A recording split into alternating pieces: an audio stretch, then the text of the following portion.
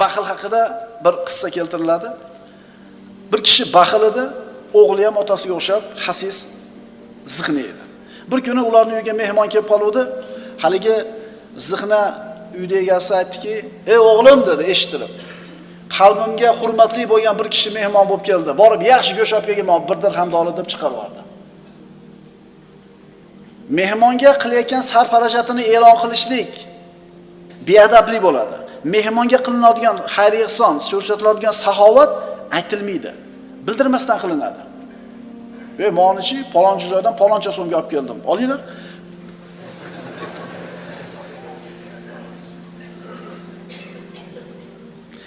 Hali o'g'il chiqib ketdi, 1 soat deganda qaytib keldi, qo'lida hech narsa yo'q. "Ha o'g'lim, nima qildingiz?" "Men qassobning oldiga bordim. Menga eng yaxshi go'shtdan berasiz ekan" desam, qassob aytdi, "Men sizga sariyog'dek go'sht beraman" dedi. Men aytdim, "To'xtang, sariyog' arzonroq-ku. Sariyog' olsam, do'konga borishim kerak." Do'kondorga bordim. Do'kondorning oldiga borib, "Menga yaxshi sariyog'ingizdan bering" desam, u "Men sizga asaldek sariyog' beraman" dedi.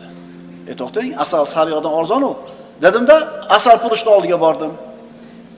Asal purishga borib, "Yaxshi toza asalingizdan berasiz ekan menga" desam, "Men sizga suvdaqa toza asal beraman" dedi.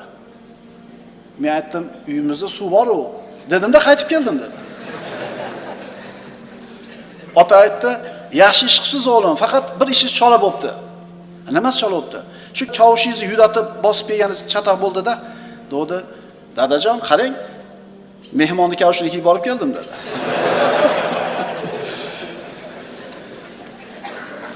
Baxil odammi, dunyosi ham baxil bo'ladi. Ayoliga baxil, farzandlariga baxil, qo'l ostidagi ishchilarga baxil. Ibrohim alayhissalom saxovat pesh inson bo'lgan. U kishi biron kuni mehmonsiz o'tmas ekan uyda. Agar uyga mehmon kelmasa, ko'chaga chiqib o'zi mehmonni topib olib kelib ovqatlantirar ekan, izzat ikrom ko'rsatar ekan. Shuning uchun mehmonlarning otasi degan laqab bilan laqablanar ekan. Ibrohim alayhissalomning uyiga yosh yigitlar ko'rinishda 3 ta farishta kirib kelganlik qissasini bilamiz. O'tkizlari yugurib chiqib, ana shu semiz bir molni bolasini so'yib go'shini pishirib keldi, indamasdan. Oysha onamiz roziyallohu anha Rasululloh sallallohu alayhi vasallamning zawja mutahharalari, ummahatul mu'mininlardan Rasulullohning tarbiyasini olganlar. Qarang, xalifa Muaviyat ibn Abu Sufyon davrida Oysha onamizga xalifadan 70 ming dirham keldi. Kechga borib bu puldan 1 dirham uyda qolmadi. Hammasini tarqatib yubordi. Bir kunda. Ya'ni shu paytda ustidagi ko'ynagini yamab kiyib yurar edi. Kun kechkirdi, Oysha onamiz ro'zador edilar.